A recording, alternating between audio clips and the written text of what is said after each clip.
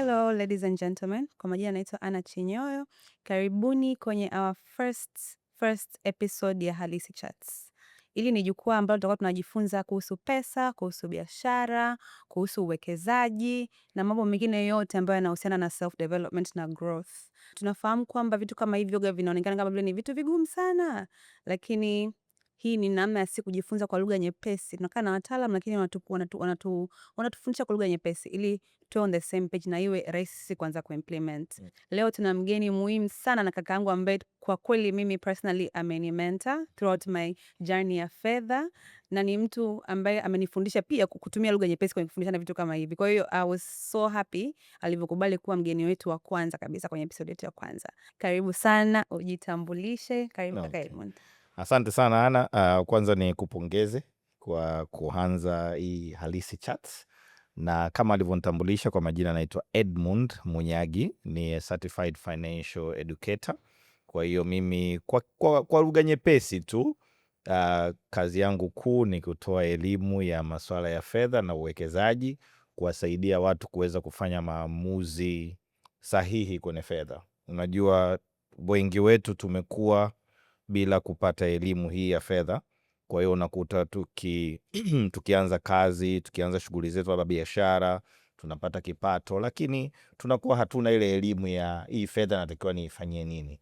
Kwa unakuta tunafanya mambo ambayo yanakuja kutuaffect baadaye. Unakuta watu wanafika wakati wanashindwa kustaafu na hivyo. Kwa mimi kazi yangu kuu ni kuweza kuwaelimisha watu, na mimi nimepita kwenye safari yangu, nimefanya makosa hapa na pale, nimejifunza, nimekutana na walimu pia. Mimi nafundisha lakini pia mimi mwenyewe nafundishwa. Kwa hiyo I'm happy to be here, na I hope tutakuwa na a very good chat. Yeah. Yeah. We always have good chats by the way. Sema tu leo ni on camera. Yeah.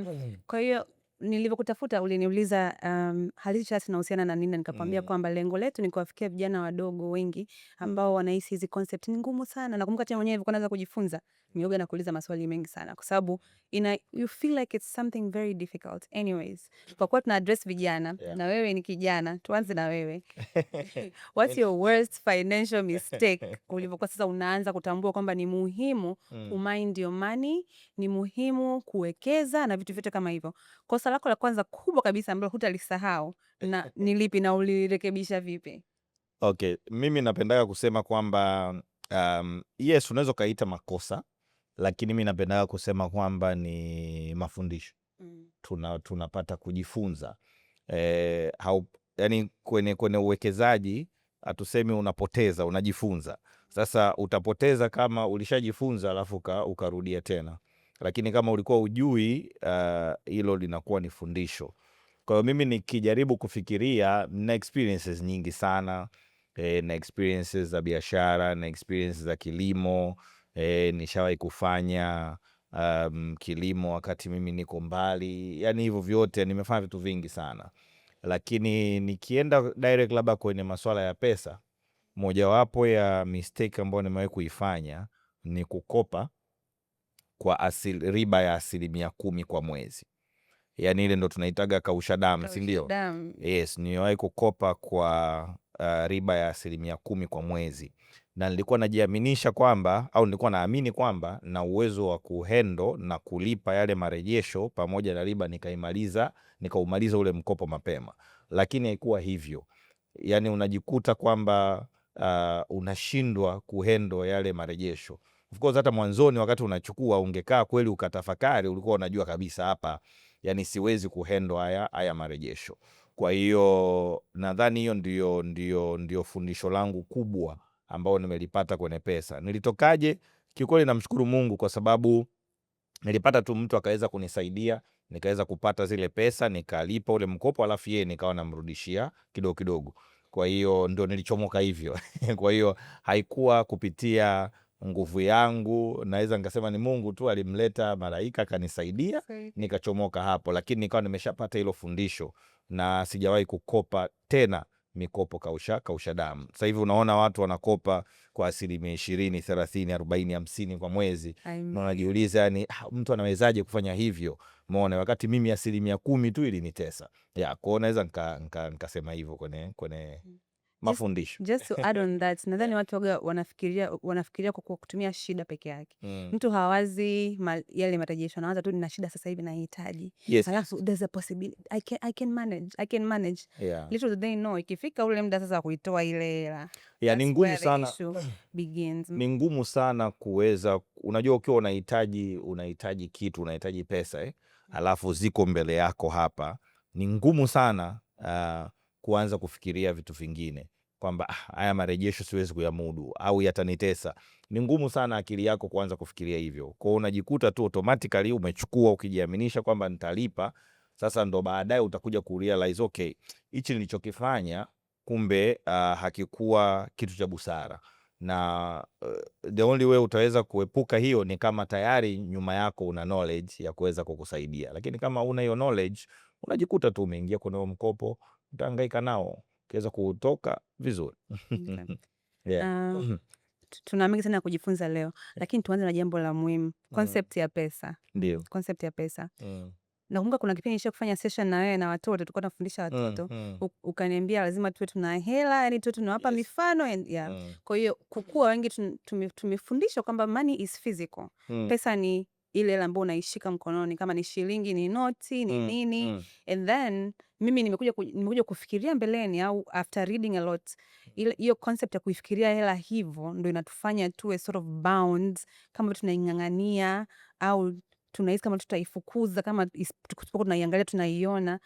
Kwa maneno yako mepesi sana kwa mtu mzima, sasa sio mtoto tena, kwa sababu we have to start looking at money different when we grow up. Pesa ni nini? Na pesa una uwezo wa kuikaribisha na kuifukuza? Unaweza ukaifungia, ukaiwekea uzio pia isiondoke? Okay, yes, for sure. So hatuwezi kuepuka kwamba pesa ni kitu physical. Hiyo the physical part ya pesa hatuwezi kuiepuka kwa sababu ndio iko hivyo. Lakini pia siku hizi na teknolojia, pesa inaweza isiwe physical lakini ikawa digital. Kwamba una hela kwenye simu yako, kwenye mobile wallet yako, hauioni, yani hauwezi kuishika, unaona tu zile digits, ndio? Hata akaunti yako ya benki ni just digits zile, ndio? Zinaweza kuongezeka, na siku nyingine mimi najiuliza hivi kwa nini mtu asikosee huko kaniongezea hata kaziro kamoja huko mwisho. Sina hapa tu kwa kupungua, sio kwa kuongezeka. Unajiuliza kwa nini mtu akiongeza kaziro huko kuna shida gani? Si namba tu hizi. Yani sio ni physical hela tulizoshika. Kwa hiyo inaweza ikawa digital na inaweza ikawa transformed kutoka mfumo mmoja kwenda mfumo mwingine. Lakini sasa concept ambayo umeizungumzia, pesa inaweza ikawa pia mindset. Yani namna ambavyo mtu anafikiri, ideas alizokuwa nazo kichwani, hivyo na mtazamo wake juu ya pesa, na kuivuta ije kwako au repel, yani kuizuia isije au kuibakisha, vyote vinakuja na mindset au filosofi yako, falsafa yako juu ya pesa. Sawa? So mfano, kuna mtu anasema pesa hizi ni za matajiri. Umeona hivyo? Au pesa hizi ni za watu wale tu. Sisi yani tayari hapo huyo mtu ameshaizuia ile pesa kuja. Mwingine anasema mimi ni tajiri. Yani anajinenea kwamba ni tajiri. Ukienda kuangalia in terms of numbers, yani kwenye wallet yake ya mobile au kwenye account ya benki, hizo namba haziwezi kukuambia wewe ni tajiri. I make sense, umenipata? Ukiangalia the physical money kama alionayo, hai make sense, lakini mindset yake inawaza utajiri. Kwa huyu mtu maana yake ni kwamba hata fikra zake zinafikiria kuattract ile pesa. Kwa hiyo ni rahisi sana kwa mtu kama huyu kupata pesa na kutajirika, kwa sababu tayari akili yake ina attract pesa. Na kuna yule pia ambaye labda ana mtazamo wa kwamba yani pesa ni chache, hazipo kwa wingi. Kwa hiyo pesa yake ikija, yeye anataka ikumbatie tu, yani hatake risks, hajifunzi namna gani anaweza akaiongeza. Kwa unakuta ile, kama ni kazi anafanya, kama ni biashara anafanya, kipato kinachokuja ndio kile. Kwa mtu ana kipato hichi kimoja, hatafuti namna ya kuikuza ile hela, haiwekezi ili izae. Kwa sababu kumbuka, sisi tunafanyia kazi ili pesa ingie, lakini hatuwezi kufanya kazi kwa bidii sana tukaleta pesa nyingi kama tukiweka pesa yetu itufanyie kazi. Kwa hiyo ni muhimu sana mtu kuwa na the right mindset ili aweze kufika kule ambapo yeye anataka kufika. So yes, pesa pia ni mtazamo. Unachokiwaza kitakuja kureflect baadaye kwenye the physical. Yeah. Okay. Kuna hili swali loga naliona hata watu wanakuuliza kwenye comment section yako, hata mimi kwenye session zangu ambazo nafanya online. Okay. Hili swali ni kubwa sana. Sasa dada Ana au kaka Edmund, mimi na kipato kidogo, siwezi kuwekeza jamani. Okay. Kuwekeza ni kwa ajili ya watu wenye pesa nyingi, kama ambavyo tulivyosema mindset, right? Yeah. Lakini if you think of managing your money properly, mwisho siku unaona kama vile kitu kinawezekana. Sasa kwa lugha nyepesi sana, kumanage pesa ama kuwa na tabia nzuri za kifedha kuna umuhimu gani kwa mtu ambaye ana kipato kidogo, kwa kuanza ili kuwa na discipline ya pesa mapema? Okay. Kuna siku moja niliwahi kusema msemo kwamba hauhitaji kuwa na pesa nyingi ili uanze kuweka akiba au uanze kuwekeza au uanze kumanage pesa zako. Unahitaji kumanage pesa zako ili uweze kuwa na pesa nyingi baadaye au kuwa tajiri. Kwa sababu usipo zilinda na kuziangalia hizi chache zilizoko sasa hivi, utawezaje kupata nyingi? Haiwezekani. Yani kama mtu akikupa shilingi 10,000 ukashindwa kuimanage, akikupa laki hautaimanage. Umeona hivyo? Kwa hiyo hakuna kipato ambacho hichi kikifika ndo unaruhusiwa kuweka akiba. Mtu anayekwambia hivyo anakudanganya kabisa. Principle ya pesa simple, lazima utumie chini ya kile unachokipata. Kinachobakia unakiweka kama akiba kwa ajili ya kesho, na tunapenda kutumia 1%. Kwa hiyo mfano, kiurahisi kabisa, kama tunaongelea kitu kimoja tu, kuweka akiba kwa ajili ya maisha baadaye, inashauriwa angalau 10% ya mapato yako uyaweke kama akiba. Sasa hii akiba utaiweka tu kama akiba, utaiwekeza pia. Sawa? Sasa mtu ambaye anapata kipato cha 100,000, 10% yake ni shilingi 10,000, si ndio? Akipata 200,000, 10% yake ni 20,000. Akipata 1,000,000, 10% yake ni 100,000. Akipata 2,000,000, 10% yake ni 200,000. Kwa hiyo tunaenda kwa 10%. Kwa kadri wewe unavyoongeza kipato chako, kile kiwango ambacho kinaenda kwenye kila sehemu. Sasa tukisema kumanage pesa hapo, budget lazima inakuja ndani yake, na budget ina vipengele kadhaa. Kwa hiyo kadri pesa yako inavyoongezeka, maana yake kiwango cha pesa kinachoenda kwenye sehemu fulani ya bajeti yako nacho kinaongezeka.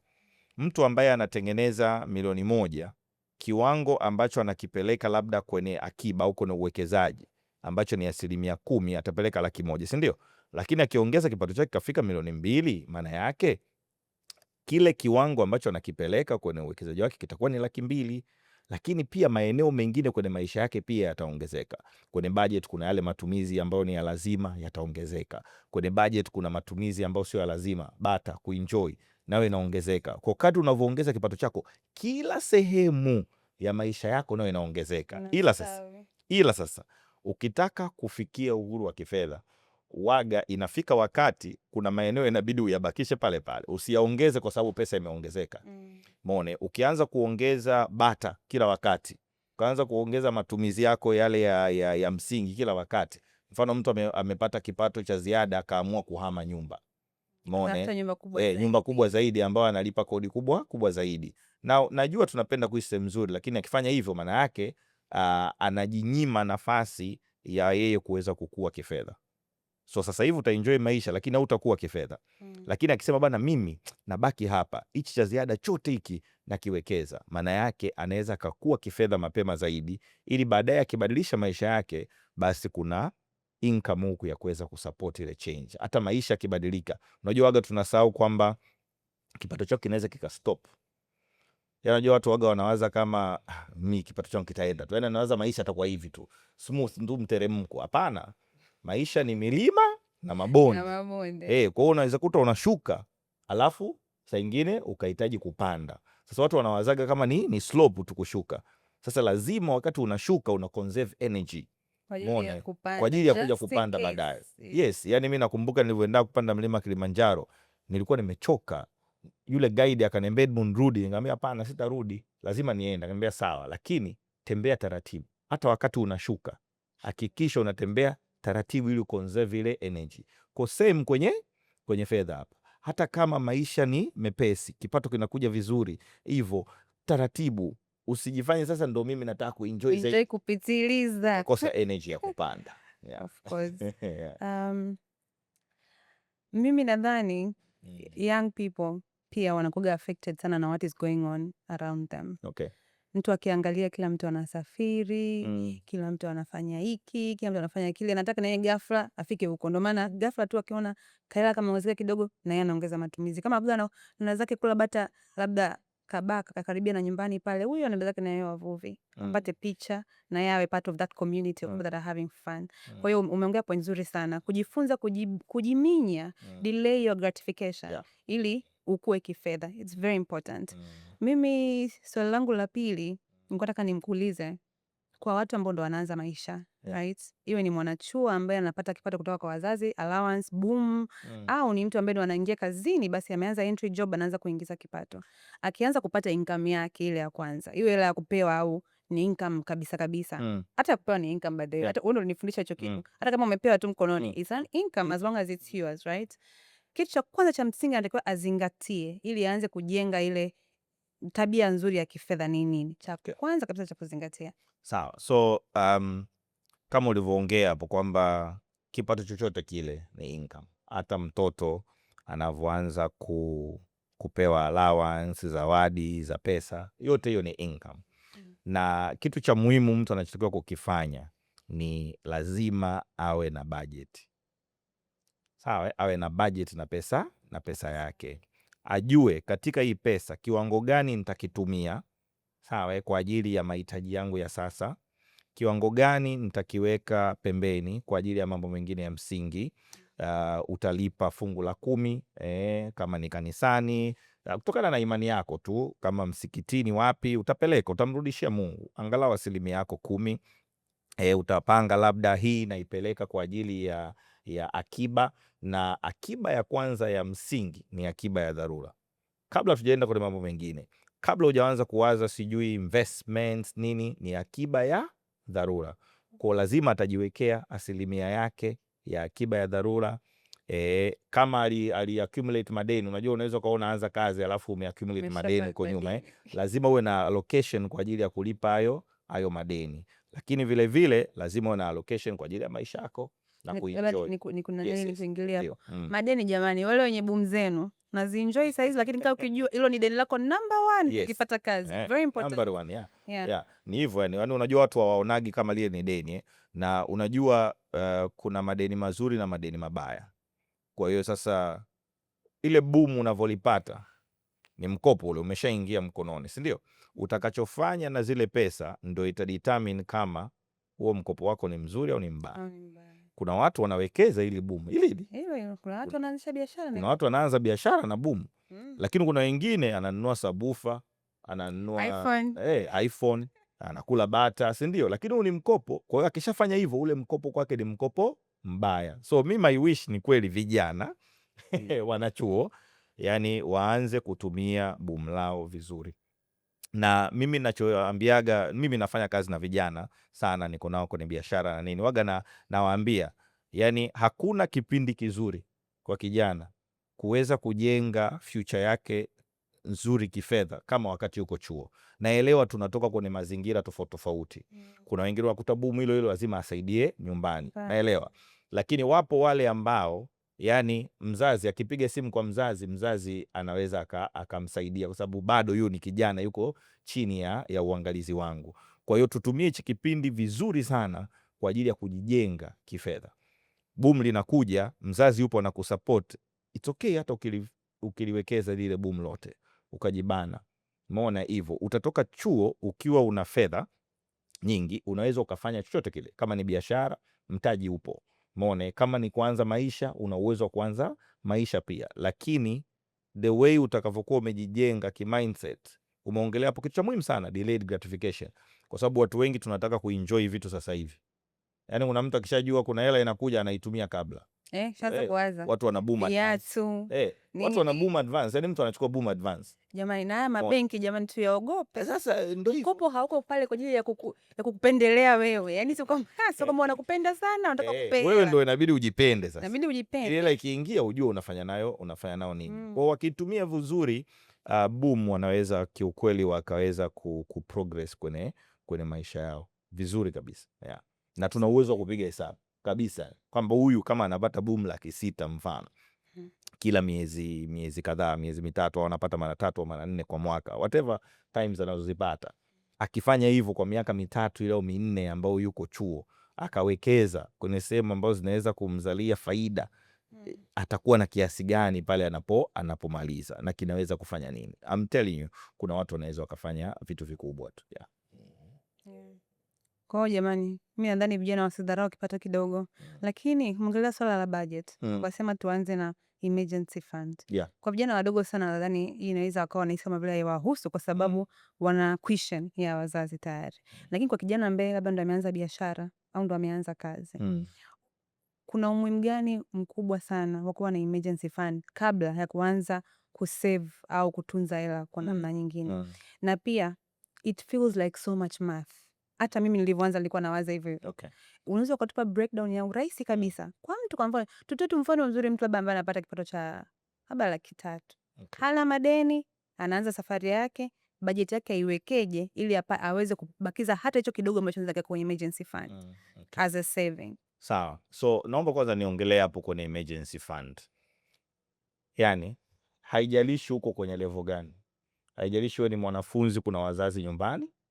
Haijalishi umeanza kazi na una support ya mtu yote, haijalishi. Kwa sababu what if your support yani ikaondoka ghafla tu? We have seen wanafunzi ambao imebidi wa postpone chuo kwa sababu mlezi au mzazi amefariki. Umeona? Wakati labda hapo nyuma alikuwa na access ya funds na akazichezea akiamini mzazi bado yupo. Kuna challenges ambazo wazazi wanaweza wakapata.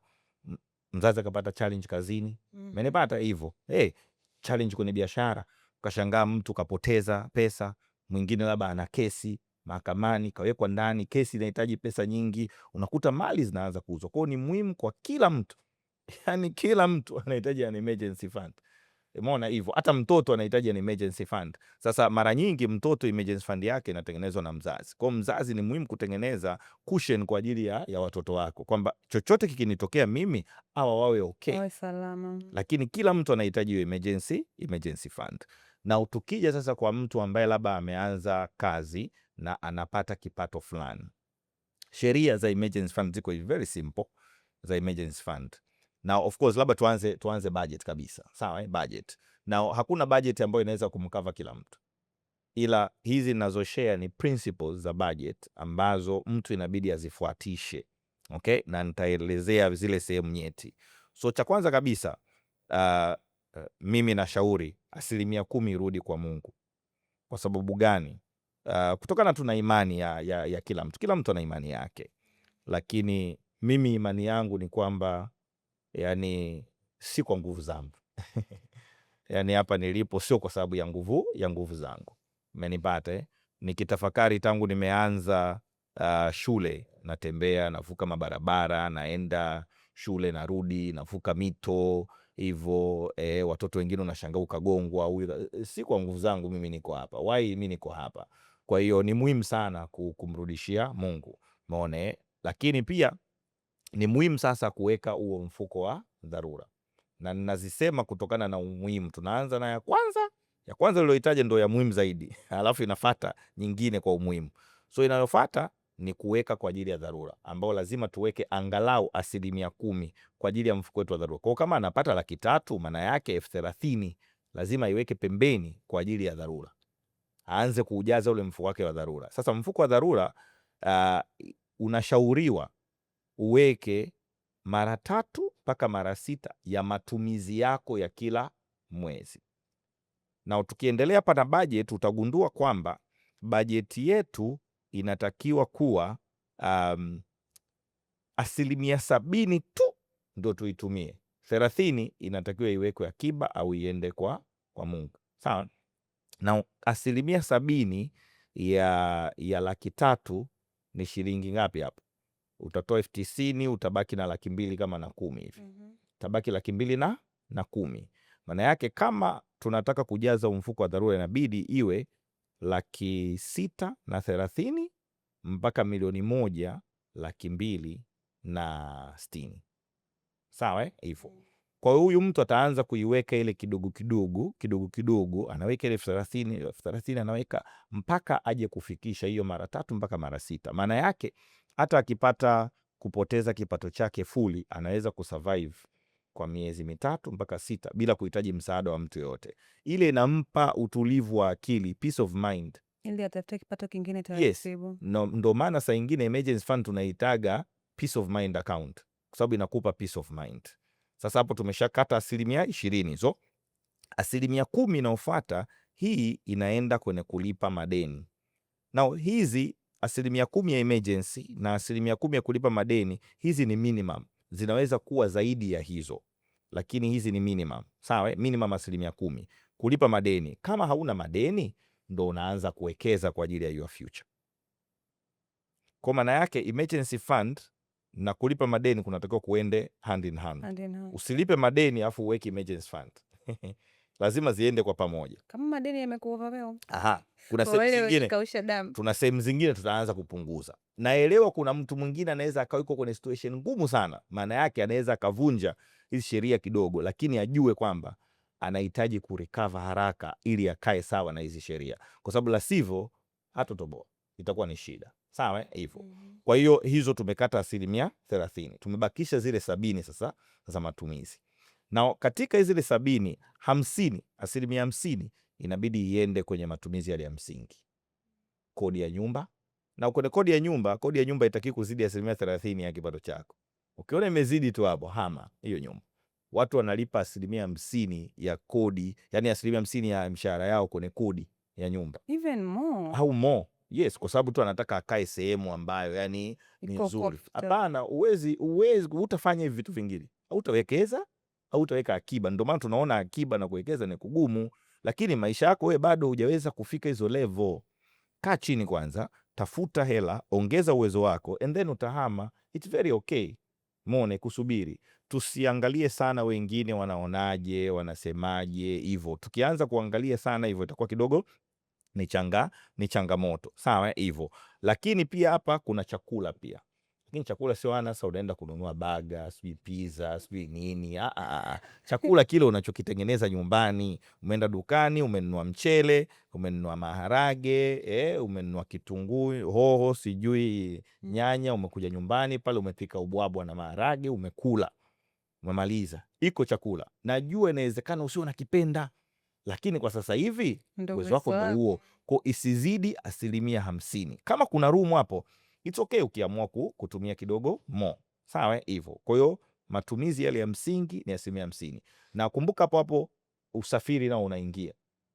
Kwa imagine ulipe kodi, ule usafiri. Yani kama umelipa kodi ya 50% alafu ujala bado hujasafiri, utamaliza hela zote na utakopa zaidi. Alafu tunabaki na 20% sasa ile ya bata. Unaweza kaenjoy. Hapa ndio sasa luxuries zinaingia hapa. Bata inaingia hapo. Leo Ijumaa, unasema bana mimi nikitoka hapa bana mimi nitaenda zangu kuenjoy somewhere. Lakini 20%. Tunasema you only live once. Sawa, you only live once, but ni 20%.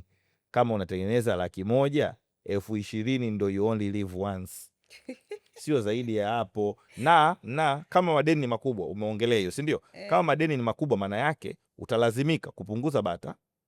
Unaweza ukalazimika kupunguza matumizi yako ya msingi ili uweze kuklia madeni yako, lakini huku kwingine inabidi kuendelea. Maana yake nini? Labda mfano wewe sasa hivi una madeni makubwa, alafu unaishi kwenye nyumba ambayo unalipa kodi 300,000, alafu mshahara wako wewe ni 700,000. Maana yake utahama hiyo nyumba. Tafuta ile house. Utatafuta sehemu nyingine. Au una gari, au uweze kulihudumia. Yes. Sometimes unaweza kauza kabisa, unauza gari nao kwenye asset kama hizo unaweza ukauza, au senge tunaita liability gari. Unaweza ukauza, ukapata hela, ukaclear yale madeni, ukawa uko okay. and then ukaanza kujijenga tena kutokea hapo. Mimi nakutana na watu ambao wamefanya maamuzi amenibata, yes. It can feel hard. Unaweza kuona kama vile sasa, jamani, narudi nyuma, lakini usharudi nyuma. Sometimes lazima urudi nyuma ili uende mbele. Unajua kuna times lazima iwe hivyo. Yani imagine kama umesha kumuona mtu anayechora akiwa anachora ana paint alafu anarudi nyuma, anaiangalia ile paint yake vizuri alafu anarudi tena anaendelea kuchora. Kwa sometimes yes, kwenye maisha unaweza ukalazimika kurudi nyuma ili usonge mbele. Na labda usiporudi nyuma hautafika unapoenda. So it's okay kurudi nyuma ili ufike. Kuliko kusema sirudi afu usifike. Doesn't make sense. Yeah. Kaka Edmund, kuna kitu hapo umekigusia. You didn't go into depth. Kwa ndo maana na kurudisha nyuma kidogo. Umeongelea madeni mazuri na madeni mabaya. Okay. Umeingiza sana kwenye topic nyingi. Unaweza ukaelaborate hapo ili mtu aelewe madeni mazuri ni yapi, madeni mabaya ni yapi, okay, namna ya kuepuka madeni mabaya, na unaweza ukawithstand au unaweza ukaruhusu madeni mazuri kwa kiasi gani? Okay. Sawa. So madeni mazuri, madeni mabaya. Unajua kuna watu ambao wanachukia mikopo. Wanachukia mikopo kwa sababu ya experience ambazo wamepitia. Kuna watu wanachukia mikopo kwa sababu ya experience watu wengine walizopitia. Labda mimi nakufahamu wewe na nimejua kuna ulikopa ukapata shida. Kwa experience yako wewe naichukua kwa mimi sichukui mikopo. Ni adui mkopo. Yes, exactly. But mkopo sio kitu kibaya. Kabisa. Mkopo sio kitu kibaya. Mkopo una uwezo wa kukusaidia wewe kusonga mbele kifedha. Kwa hiyo mkopo mbaya ni ule mkopo ambao haukusaidii wewe kusonga mbele kifedha. Mkopo ambao haujaenda kuzalisha. Mfano, leo yana kusema bana mimi nataka nichukue mkopo alafu nilipe ada ya mtoto shule, mfano, kwa wazazi ambao wana watoto. Au nichukue mkopo ili nisafiri, nika-enjoy. Sawa au nichukue mkopo alafu niweze kulipa kodi ya nyumba. Kodi haizalishi. Umeona? Unless ingekuwa ni sehemu ya biashara. Nalipa kodi sehemu ya biashara. Ingawa na hiyo nao hatutashauri sana. Lakini kwa kifupi, hela zozote zile ulizochukua kama mkopo na hazijaenda kuzalisha, huo ni mkopo mbaya. Now, mkopo mzuri ni opposite. Ni fedha zozote zile ulizozichukua kama mkopo na ukaenda kuzizalisha. Yani na uwezo wa kuzipata hizi pesa muda wowote nikitaka, lakini vile vile kule nilipopeleka kule zinaniletea kipato. Nilitoa mfano hapa juzi kwenye Instagram kwamba mimi nina vikundi. Kwa nimekuwa nikichukua mikopo huko. So nimechukua mkopo kwenye kikundi alafu nimenunua hisa. Kuna mkopo nimeuchukua mwaka jana milioni 20 nikanunua hisa za CRDB 35,000 nikapata kama 35 na kidogo hivi. Mwaka huu zile hisa zilinilipa dividend ya milioni 2 na 100,000 na kitu. Wakati kule kwenye mkopo wangu nilipochukua, riba na charges zingine ni milioni 2 kama na 200,000 hivi. Kwa almost ile gawio limeshalipa ile gharama yangu ya kuchukua mkopo. Lakini at the same time thamani ya hizi hisa imeshakuwa mara 2. Kwamba nikiuza sasa hivi nitapata milioni 40. Badala ya ile ambayo ulichukua moja kwa moja just yako. Exactly. Na bado na huo ni mkopo nimeuchukua miaka 2. Kwa hiyo bado kuna pia gawio litakuja mwaka wa pili, yani mwakani. Sababu tutakuwa bado sijaumaliza mkopo. Kwa hiyo nitakuwa nimepata magawio 2. Na hilo gawio tunalitegemea litakuwa zaidi ya milioni 2 na 500,000. Umeona hivyo. Kwa hiyo nimeshapata faida maradufu na hatujui bei ya hisa itakuwaje. Now yes, hisa inaweza kapanda ikashuka. Lakini mpaka ishuke ifike kule ambapo ni sawa na pesa nilizochukua kama mkopo. Of course mimi naweza kufanya hivyo kwa sababu pia naweza kuchambua makampuni nikafanya maamuzi. Kwa hiyo sio kwamba mtu naye achukue tu watu pia tu kwenye zote. Ni muhimu ufanye uchambuzi kwanza. Lakini ninachomaanisha ni kwamba huo mkopo ni mzuri kwa sababu kwanza nikitaka kuzipata hizo hela nitazipata. Lakini pili, kwa sasa hivi zimeshaongezeka na ile gharama yangu nilioingia kuzichukua hizo pesa isharudi kupitia hiyo uwekezaji nilioufanya. Kwa hiyo kwa sababu zimeenda kuzaa, huo ni mkopo mzuri. Na kuna limitation ya mkopo mzuri, na ukumbuka kila mkopo una namna yake ya wewe kuweza kurejesha. So limit inabidi iendane na uwezo wako wewe wa kufanya yale marejesho, kwamba hata kama ni mkopo mzuri vipi, marejesho. Mfano kama sasa hivi mimi natamani nipate mkopo mwingine, kwa sababu nina sehemu nahitaji kupeleka hela alafu sina hela, lakini nikifikiria nikichukua hii, marejesho yangu atakuwaje? Nitaweza kuyamudu haya? Kama naona siwezi kumudu haya marejesho kutokana na vipato vyangu, then siwezi kuchukua mkopo. Kwa hiyo ndio limitation yako uliokuwa nayo, na usiende tu kichwa. Yani mimi najua kabisa kwamba sasa hivi nikipata hata milioni kadhaa, milioni 200, mia ngapi, 500 na sehemu ya kuzipeleka, lakini shida ni kwamba je, nina uwezo wa kufanya yale marejesho yatakayotokana na hiyo hela? Na kwa sababu sina uwezo, then nitaacha. Uwezo ukija ndo nitasogea huko. Umenipata? Kwa hiyo limitation itaendana na uwezo wako wa kufanya marejesho. Yeah. I hope hapo nimejibu. Nadhani umejibu vizuri sana. Kwa mtu ambaye anajali pesa yake, nadhani anaweza kama jifunza kitu.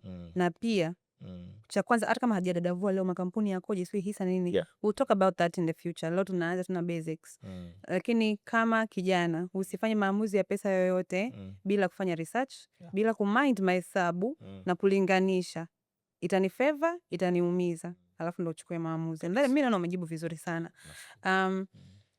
Kwa kumalizia tu, labda unaweza ukatuambia ni tabia gani ndogo ndogo ambazo vijana wanaweza kuanza kuzirekebisha mapema ili waweze kujenga ile maso ya kujifunza kuwa na discipline ya pesa? Okay. Nadhani hiyo inaweza kawa broad sana, lakini mimi nadhani cha kwanza, yes, mimi nadhani cha kwanza kabisa vijana inabidi wawe tayari kujifunza, na kwa sababu mimi hapa nilipofika ni kwa sababu ya kujifunza. Umeona, na kuna sehemu nyingi sana ya kujifunza. Kwa hiyo wasome vitabu, wahudhurie seminars, wahudhurie events mbalimbali zinazofanyika. Tuna social media accounts, wajifunze huko, lakini vile vile kuna AI siku hizi, umeona, YouTube video zipo. Kwa hiyo cha kwanza kabisa vijana wawe tayari kujifunza, kutafuta maarifa, kwa sababu kwenye maarifa hiyo ndio itawasaidia. Na naona vijana wengi sana ambao labda kidogo kutafuta maarifa kwao inakuwa ni changamoto, na mara nyingi wanapenda watafuniwe zaidi. Unaona hivyo, aletewe ile, yani hiyo naipata sana hiyo. Sasa mbona kila kitu kipo sasa hivi alafu anataka atafuniwe? Yani unaweza kukuta kuna kitu walishakiongelea kwenye account yako, kipo tu hapo around, lakini mtu bado atakuuliza. Maana yake haja take time kusema azunguke. So cha kwanza waweze kujifunza, kutafuta elimu. Lakini cha pili, wasidharau pesa ndogo, kwa sababu kwenye pesa ndogo unavyoanza ndo utapata experience na knowledge ambayo itakusaidia kwenda kwenye vitu vikubwa. Cha tatu, wawe na ile delayed gratification, yani wasitamani kupata kitu sasa hivi, yani kuona yale matokeo, mafanikio sasa hivi. Wawe na subira ili waweze kuacha pesa zao ziweze kuzaa na kuweza kuona the true power ya compounding ile tunaongelea. Kwa wawe na subira. Lakini pia nataka niongezee tu hapo, kijana yes anahitaji ku take risk ili aweze kugrow, lakini ziwe calculated, kwa sababu wengine wanaingia tu kwenye risk, na hiyo of course inaendana na wao kutaka kufanikiwa haraka. Kwa hiyo wawe wana take calculated risks ili ziweze kuwasaidia in case akifanya mistake asije akalose sana. Cha mwisho labda nikiseme, yani wawe proactive kwenye kutafuta income generating activities, mone biashara nini. Na hii nasema tangu mtu yuko chuo, yani mtu asisome chuo miaka 4 miaka 3 alafu hajatafuta fursa ya yeye kutengeneza kipato cha ziada. Mimi nawajua baadhi ya wanafunzi ambao sasa hivi yuko chuo bado hajamaliza, lakini tayari ana fursa. Why? Kaongeza skills zake, kajiexpose kwa watu, wameona potential yake, wanampa nafasi. Hii inamsaidia hata akimaliza chuo kazi inakuwa rahisi kupata, kuliko huko unatoka tu darasani unarudi hostel, darasani hostel, basi tena imeisha, unarudi nyumbani. Umeona hivyo, umerudi tena hivyo, unazunguka tu pale, kuna ka triangle chako fulani hivi, unasubiri ukigraduate ndo uanze kutafuta kazi. It will be tough on you.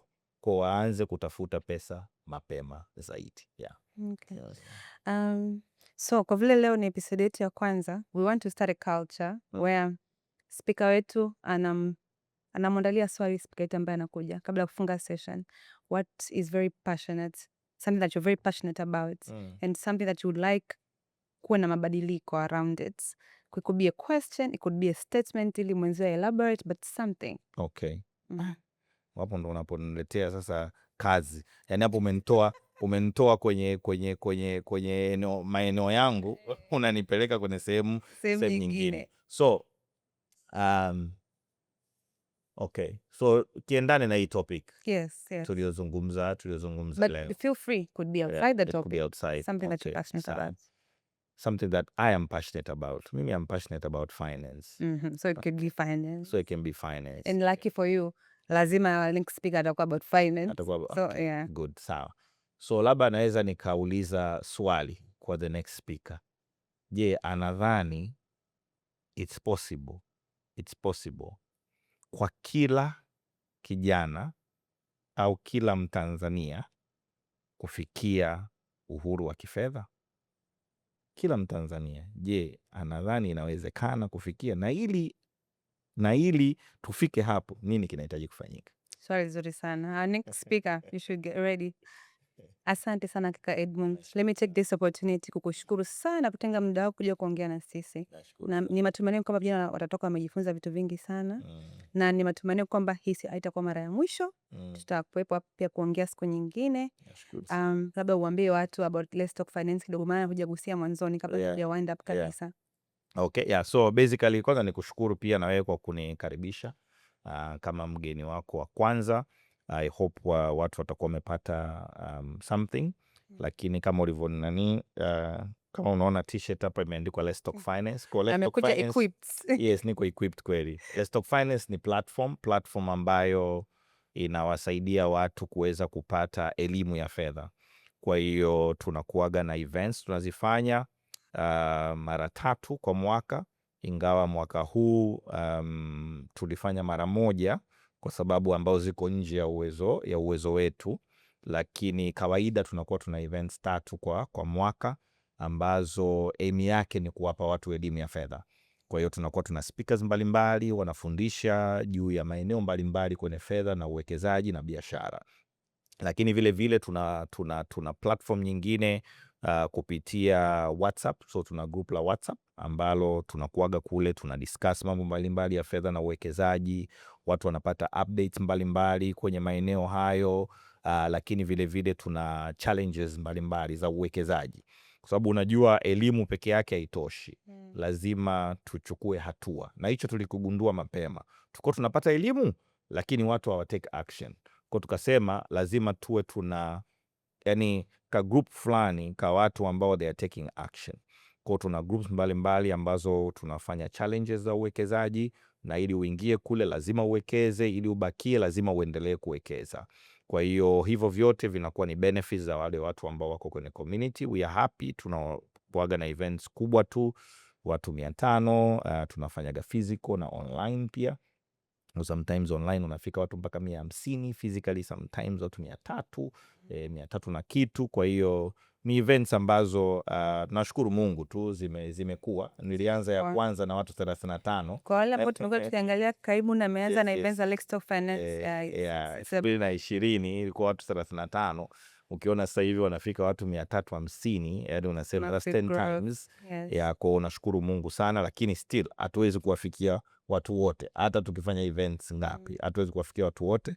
Ndio maana online platforms pia zinatusaidia. Nikushukuru sana kabisa. Lakini kwa wale ambao ndio wanakutana na sisi kwa mara ya kwanza, it's our first episode, so you have not missed out anything. Content zetu zinapatikana YouTube, anywhere where you listen your podcast from, Spotify na kwingine. Kwa online platforms kama Instagram na ambazo zina shorts, basi tutapata vipande vidogo, but make sure you visit our YouTube channel, you visit our Spotify channel, na everywhere where you listen your podcasts from.